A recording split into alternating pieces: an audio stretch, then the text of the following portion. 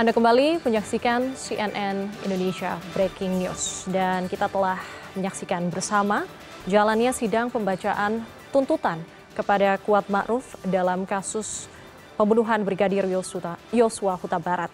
Dan sidang berjalan mulai pukul 10.45 dan tuntutan baru saja dibacakan pada pukul 12:40 dan tuntutan yang diberikan oleh Jaksa Penuntut Umum atau JPU kepada Kuat Ma'ruf adalah selama 8 tahun penjara dikurangi masa penahanan. Ada beberapa hal yang dirasa oleh JPU memberatkan hukuman untuk Kuat Ma'ruf. Ada beberapa poin. Yang pertama adalah Kuat Ma'ruf dirasa berbelit-belit dan tidak menyesali perbuatannya di depan persidangan dan juga menimbulkan kegaduhan di dalam masyarakat. Dan juga ada beberapa poin yang meringankan dari tuntutan oleh JPU kepada Kuat Ma'ruf, yaitu Kuat Ma'ruf ini belum pernah dihukum dan juga dirasa sopan di depan persidangan dan juga tidak ada motivasi pribadi dalam merampas nyawa Brigadir Yosua. Dan sebelumnya Kuat Ma'ruf ini didakwa terlibat dalam pembunuhan berencana terhadap Brigadir Yosua bersama dengan Ferdy Sambo, Ricky Rizal, Richard Eliezer, dan Putri Chandrawati. Dan untuk mengetahui perkembangan terkini sidang pembacaan tuntutan dalam kasus pembunuhan Nofriansyah Yosua Huta Barat sudah ada koresponden CNN Indonesia Arya Dita Utama di Pengadilan Negeri Jakarta Selatan. Selamat siang Dito, ini apa tuntutan untuk terdakwa Ricky Rizal dan juga Kuat Ma'ruf atau Kuat Ma'ruf ya dalam persidangan yang baru saja selesai dalam kasus pembunuhan Yosua?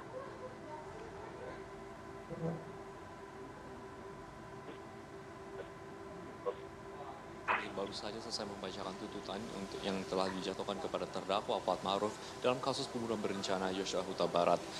Dalam tuntutan mereka menuntut Kuat Ma'ruf dalam hal ini adalah 8 tahun kurungan pidana dikurangi masa tahanan, terus kemudian juga harus membayar biaya perkara sebanyak Rp5.000.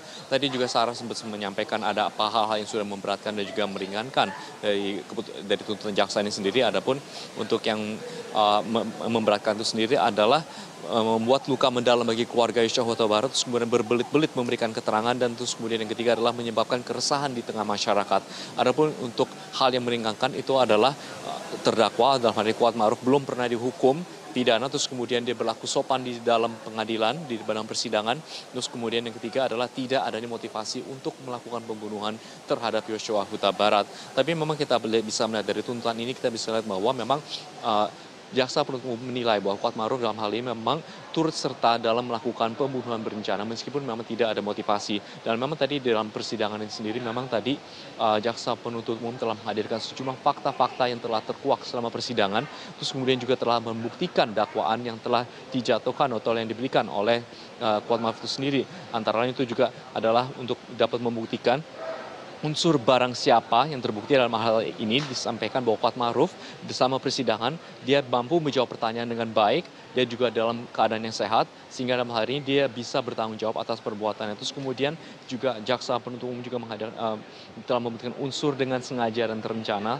Dalam hal ini mereka menyampaikan peranan dari Kuat Ma'ruf dalam proses pembunuhan berencana ini sendiri. Di antara lain dia adalah orang yang menyupiri mobil Lexus dari Jakarta menuju ke Magelang, terus kemudian juga membawa serta pisau dapur untuk menjaga-jaga apabila Joshua melakukan perlawanan, terus kemudian juga ikut ke rumah Duren 3 padahal Kuat Ma'ruf sendiri tidak menjalankan PCR. Terus kemudian ketika di rumah Duren 3 dia juga menutup pintu supaya tidak terdengar ada suara tembakan dan juga berdiri di belakang Ferdy Sambo supaya untuk dapat menghilang atau mengurangi akses apabila Yosua Huta Barat ingin kabur atau melarikan diri.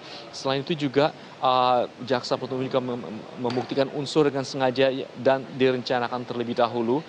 Dalam hal ini juga kita ketahui bahwa Kuat Ma'ruf sebelumnya sudah mengetahui ada rencana untuk melakukan perbuatan dan memiliki cukup waktu juga untuk menimbang-nimbang apabila misalnya Kuat Ma'ruf menolak untuk ikut serta ataupun juga dia juga tidak melaporkan usai kejadian, dia tidak minta bantuan kepada siapa-siapa usai kejadian. Terus kemudian juga ada unsur menghilangkan nyawa orang yang juga terbukti dalam tuduhan atau tuntutannya yang diberikan oleh Jaksa Penuntut Umum itu sendiri. Begitu Syarah.